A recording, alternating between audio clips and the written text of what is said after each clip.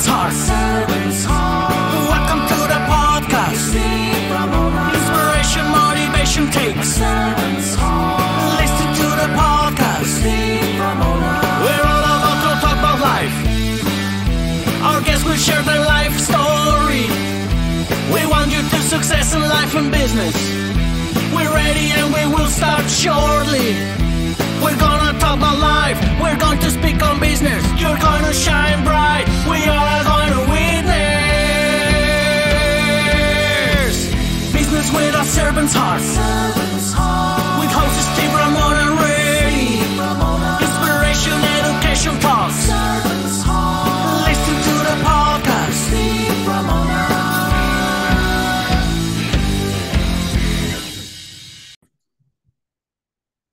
Welcome, everyone, to Doing Business with a Servant's Heart podcast.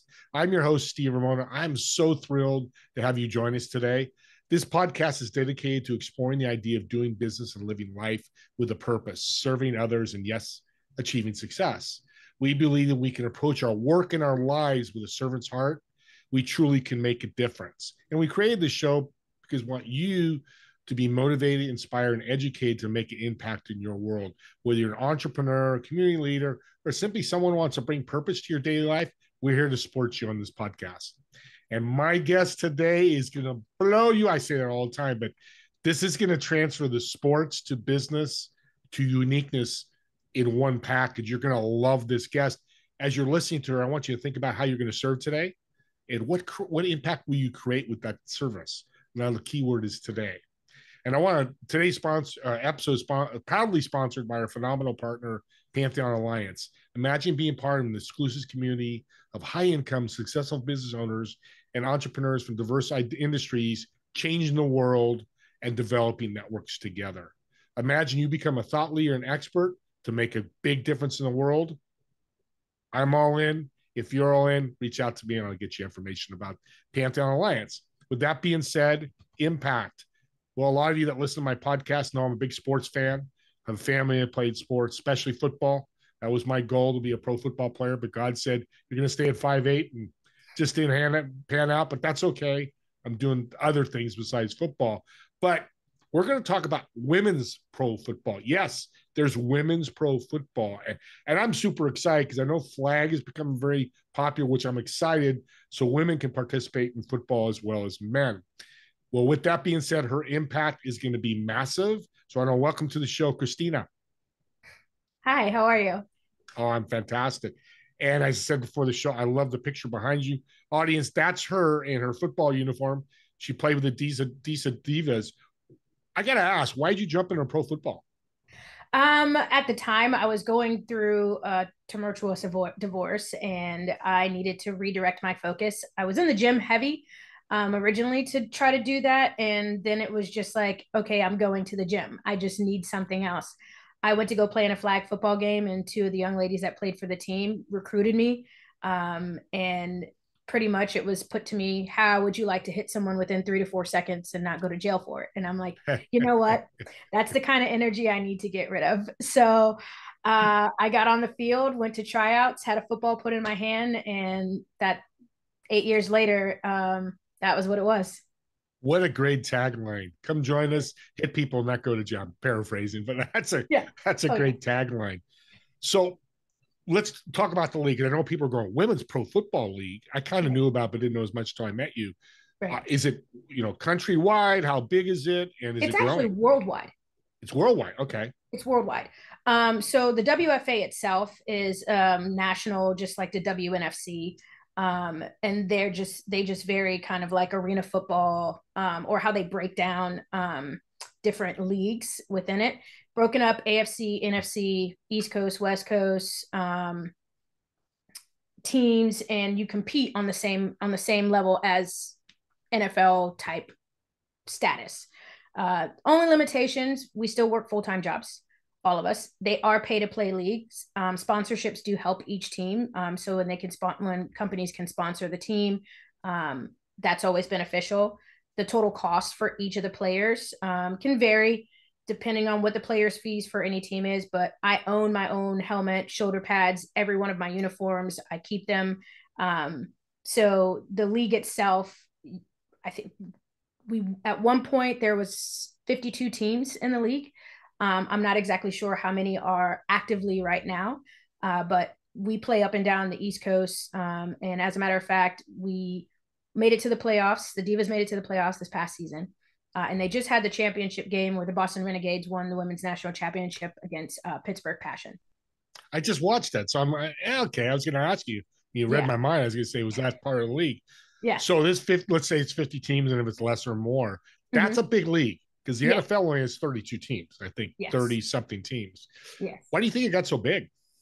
Well, what happens is you get one, like for the National Capital Region right now, there's the Baltimore Nighthawks, there's the DC Divas, there's the Richmond Black Widows, there's a team in Hampton, Virginia. So because we don't get paid to play for this sport, there's no salary in it. So whatever cities can bridge a group of women that can field a team and they have the sponsorship, the support, and the know-how, they create the teams as long as they follow within the WFA guidelines. So it grows because maybe I know military spouses might have found out about, flag football, and then they found out of full contact football and they moved to another duty station and like, hey, there's not a team here, or where is there another team? Maybe jobs sent them to different locations and they loved playing football, so they started a new team.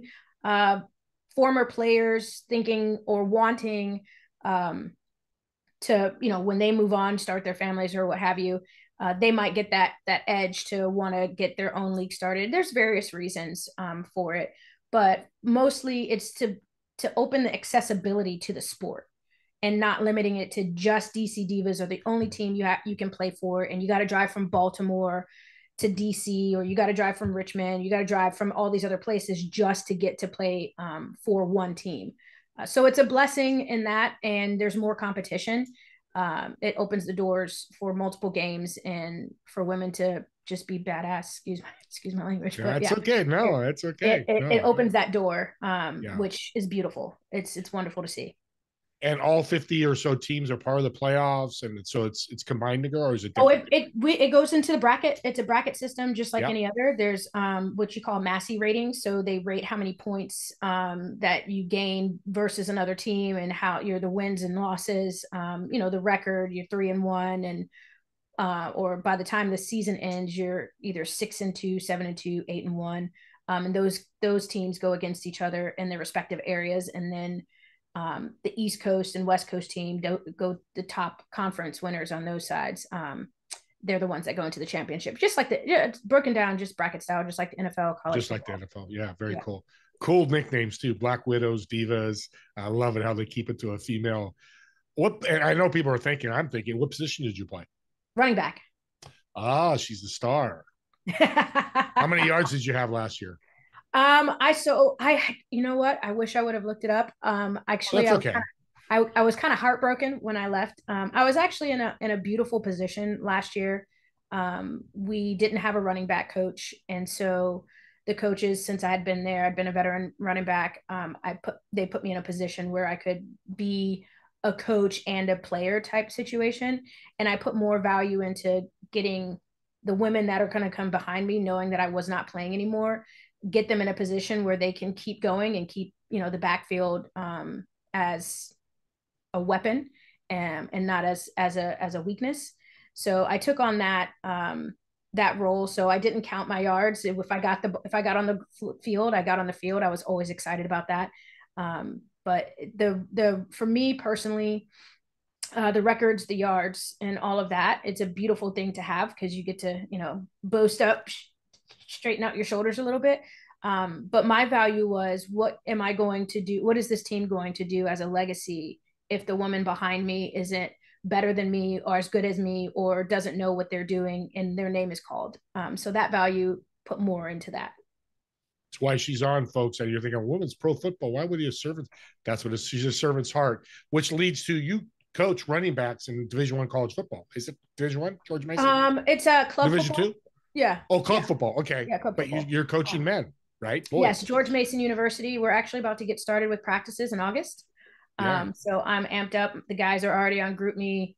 hey coach, are you ready for the season? And I'm like, yes. Are you ready for the season? Because we've got a lot of new things coming up, wanting to get them more substance behind playing and not just to be on the field, because I took DC Diva football very seriously.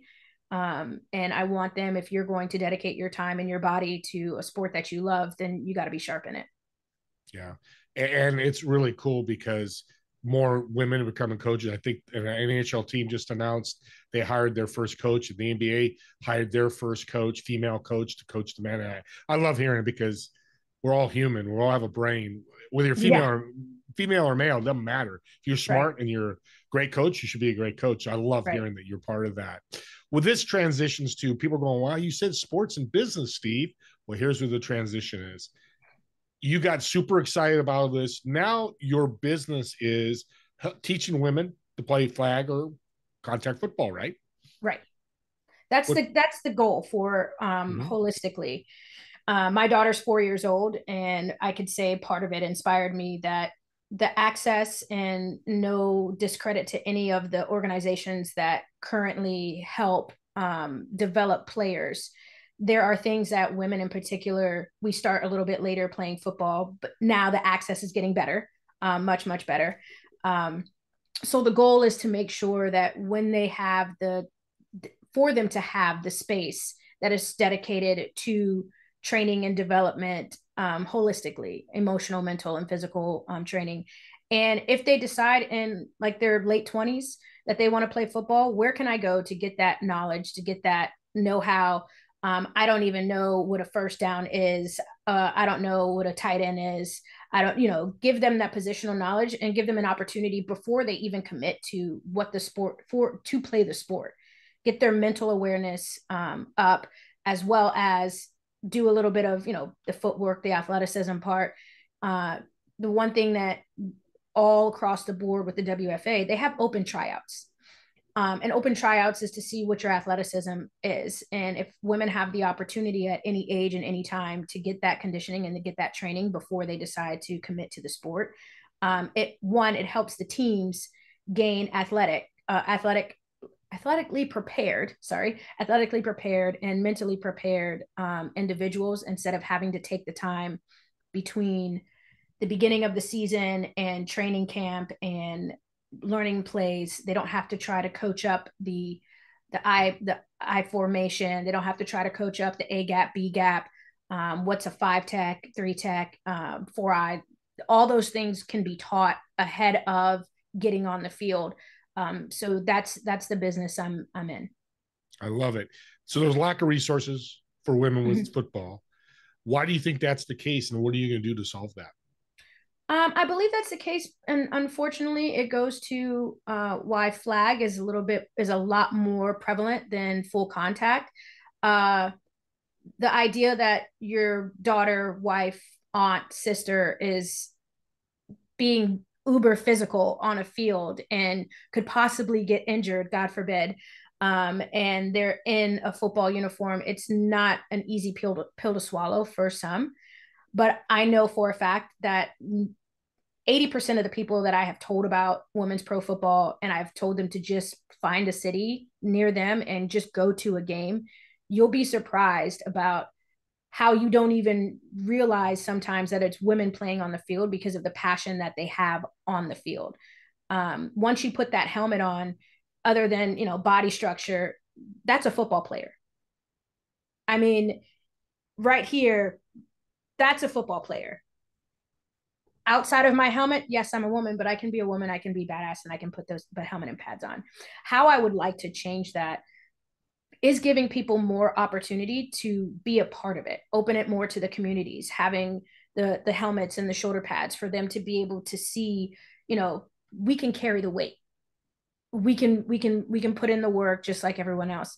I would love for more people to look at the teams that are in their local areas and sponsor a team with helmets, sponsor a team with shoulder pads, with cleats. They do it for Pee-wee leagues. They do it for, lacrosse, hockey, literally any sport. Yeah. They do it for. And instead of it being an individual person, they just take on the mantle to make it a team. I right now am working on getting my nonprofit going, and in the hopes that I can do just that. Find people that can help fund like a stipend for each for either the Divas, the Washington Prodigy, whatever team that are out. And if there are any players that can't afford their player fees for a season, or they can't afford their cleats or their helmet or their shoulder pads, socks, gloves, you name it, that they'd be able to reach out and I can help get them that equipment, because I know I was a single mom with 2 kids when I first started, and my passion pushed me to make sure that not only did I take care of my kids, but I own it. And that, I mean, that's the gist of it. Just opening a door to provide more eyes and hearts to give, as you know, as much as I want to. Well, and I'm excited because some new news I received this last couple of weeks about the NFL is they're concerned because the 50, 60-year-olds like me that watch football all the time, we're dying. I mean, we're coming 80, 90-year-olds and leaving the earth and not watching football anymore. So the 25 to 45 group is not watching as much, and they want to dive into that. Indirectly, you're helping that because you're educating these women on NFL, whether they play pro football or they play flag. The more you understand the sport, the more you're going to watch it, right? Right. The more, and your eyes open up a lot more. Yeah. I'm as we talked before, you know, I'm a fan of football. My husband's a diehard Commanders fan. I'm a Titans fan. My family, we have I call the melting pot when it comes to football, because everybody's a fan of a different team. It happens when you grow up military, but just that, you know,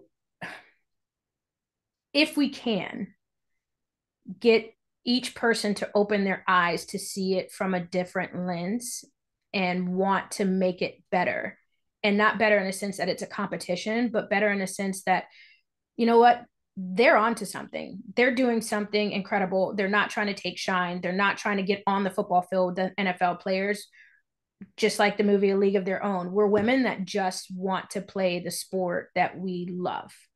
And my husband, when we met, was like, football? It's like, yeah. And to this day, they have Jersey Day, where rep your team, and he wears my replica jersey to work. So if there's more people that are out there, and even with that, some teams have replica jerseys that people can buy for the player, and that money can go towards their player fees and their equipment and whatnot. So very cool. What a cool change of events. I mean, I'm 63.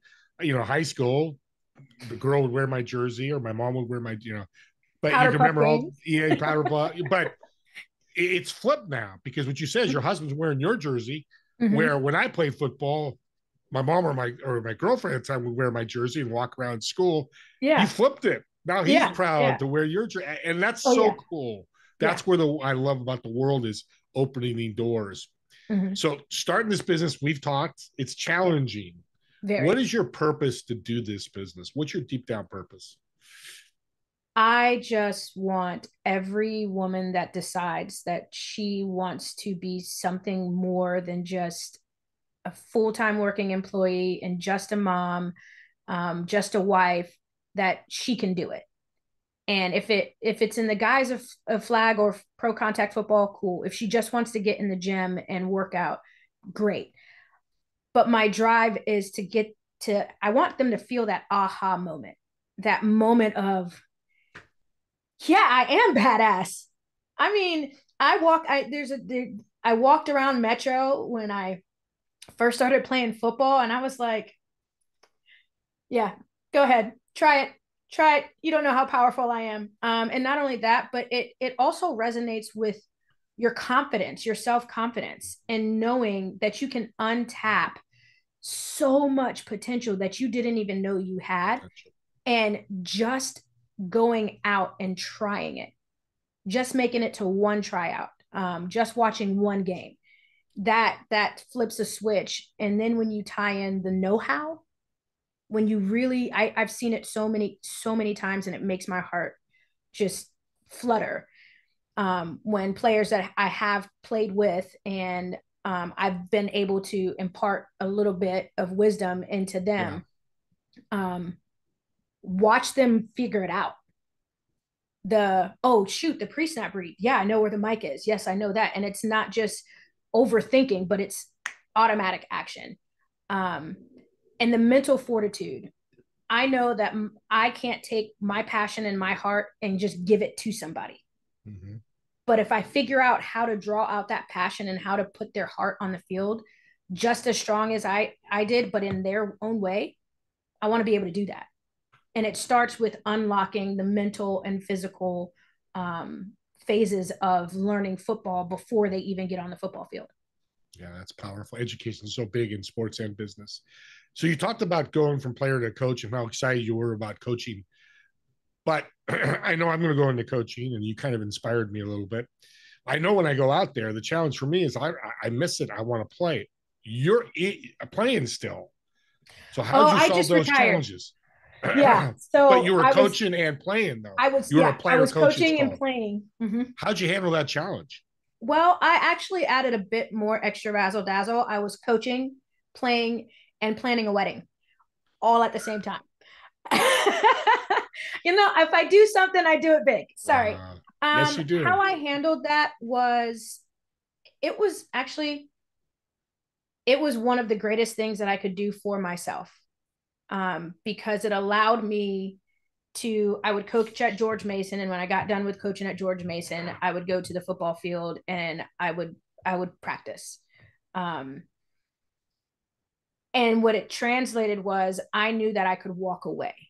And I wasn't filled with a bunch of regrets. I have that, man, I could still play feeling, but I don't regret not playing football or making the decision to walk away, because I still have football in my life and I've created a new purpose for the passion that I love. So the hardest part though was the playbook. There's the Divas playbook and then the George Mason playbook. And having to check myself and understanding that I'm coaching men and I'm not coaching women, and everybody can say till they're blue in the teeth that it's not different, but it very much is. Men follow very well when they're determined to get things done. Women follow very well when they're explained with the determination. So there's a little bit more explanation that goes into things, where these cats, they've been playing since they were middle school, high school, and now they're in college. So I don't have to explain anything. I just have to get them to execute it properly. And you have some fundamental, I'm a big fundamentalist with footwork and whatnot.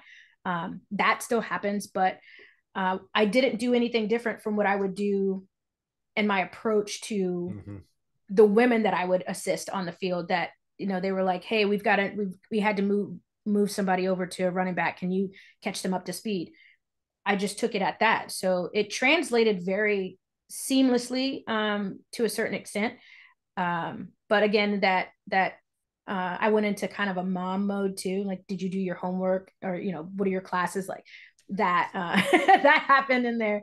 But it was a breath of fresh air to be able to do that and know that I was going down the right path. Yeah. A couple more questions. We're coming to the end here. Yeah. Incredible show. I'm a big football fan. People listening to aren't a football fan. I think you make it become a football fan.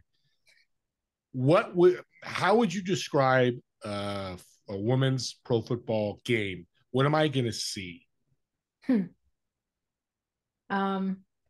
You're going to see pure and unadulterated passion. Pure passion. You're going to see the women stepping out on the field as a unit together. You're going to see smash mouth football. I know whenever the Boston Renegades and the DC Divas, Pittsburgh Passion, Tampa Bay, when we play against those teams, there's rivalries there. There's also friendships across teams, but you are going to see football. You're not going to see soft two-hand touch. You're going to see people wrapping up. You're going to see people tackling. You're going to go, ooh, you're going to jump out of your seat because the quarterback just threw a 50, 60-yard pass and you're like, no way. It's unbelievable. You're going to see a receiver catch with one hand if she has the opportunity to do so. You're going to see a running back truck through somebody. You're going to see you're going to see all the things that you would see on a college football field with males, on NFL football. And women, the size, you're going to see substantially sized women from all walks of earth. But football, you're also going to get a sense of, when you're in the stands, the family that surrounds you. And you kind of, in the beginning, you're watching everybody sitting around. But at one point, you now get at a competitive edge in the stands because you get emotionally and mentally invested in it. You're going to be like, man, why did the coach call that play? They're clearly, running a jet sweep. What? You're going to start getting yourself emotionally invested in it when you get in the stands and you watch the game. Well said. Now I'm excited. I'm going to look for a team near me. This is great. I can't wait to watch. Do it. Please do it. I will. And audience, do that. I mean, if this is a desire of yours, I'm sure you could just search on Google and they'll get you. And we'll put resources in the show notes as well. Let's have a little fun to end this great show. Okay. So you're walking into a restaurant, just yourself, without your husband and your kids, just yourself. There's a table of 4 set up for you. You, of course, occupying one seat. Dead or alive, who's going to sit in those other 3 seats and why, and what food would you order? First, the food that I would order, do we have a specific restaurant? It's just any restaurant. Your choice. This is your food. I would order, for the sake of conversation, I would order steak and potatoes, first of all. Steak and potatoes. But it's easier to have a conversation. If I had a second choice, it would be a cheeseburger, fried egg, avocado, bacon, blue cheese crumbles, cheeseburger. I love cheeseburgers. Who would be at the table? I'm all in. The one person I would love to have at the table, just to tell them where life has gone and what things have transpired, just because of what she imparted on me before she passed, would be my god sister Kylie. She didn't get to see me play my first game. She had passed away the winter before I started playing. She knew that I made the team and I had completed tryouts and whatnot, but she wasn't there to see that.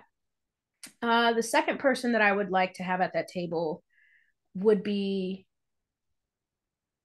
Barry Sanders. And the reason being is because I watched him playing football. My father is a Detroit Lions fan to his core. He's from Detroit. And I loved his humbleness on and off the field, and I loved his power in the game. And I would just love to sit down and speak with him and say, what was it that you tapped into for yourself to just maul people over and embarrass them on the field and get your body to respond in the way that it did? And then when you left football, what was the driving factor to keep yourself going and doing businesses and ensuring that your children were successful, whether or not they wanted to play football? What are those things for you? And how did your family adapt to the sudden change between the professional football life and then you no longer playing football? The third person. Oh, that's a tough one. Oh, that's a really tough one. Good. Oh man, who would be? Oh, it would be Derrick Henry. It would be Derrick Henry. And I say that, and I know it's ironic at the irony of them both being running backs. I would talk to him and say, man, I know that you've made a change. How do you decide what you value in a team to make a change? How do you decide? And money is always on the table, but there's a culture that you're looking for. How do you decide what culture you want to be a part of? And what would you tell someone that's trying to create a system that takes in a bunch of people wanting them to get to know something new and have them embrace the new culture that they're going to be in? because a change from playing against the team that's one of your biggest rivals in playoffs and during the season to going to play for them, where do you tap into that mindset? Because whether I coach for the Divas or I'm never leaving the national capital region, but another team says, hey, we want to bring you on. How do you take who you are as a person and adapt into that culture? And how do you choose a culture that you want to be a part of? So that would be the other person. Yeah, definitely no football's in your blood by those teams. And that's very cool. So real quick, how can people reach out and support you? Maybe it's a father with a daughter, or women are listening to learn more about the Women's Football League and your boot camp. Oh, absolutely. They can shoot me an email, cfloydred20@gmail.com. I'm also on social media. My name on my social media is the name you see scrolling past the screen. LinkedIn, Facebook. I'm also on Instagram. So reach out to me. I would very, very much. I love speaking to young girls that are playing currently flag or full contact football for the youth teams, and supporting them. So on weekends where they have games and I can make it out there, whether they're in DC, Maryland, or Virginia, I'd come support them. And yeah, I'm open for any kind of conversations and what I can do and what you're looking for in support. Thank you so much. This has been a great show. And I love talking football. I could do it for hours, but we do need to close the show. Thank you again, Christina. And audience, support her. Comment on YouTube. It'll be out in a couple of days. Today's June 20th or July 20th, June 20th. Crazy. July 20th is today. But, when you see this comment, I'll get the comments to her. All her information will be in the show notes. So you can click on her email, all that. If you can't, you reach out to me and I'll get you connected with her, because she really has a beautiful servant's heart.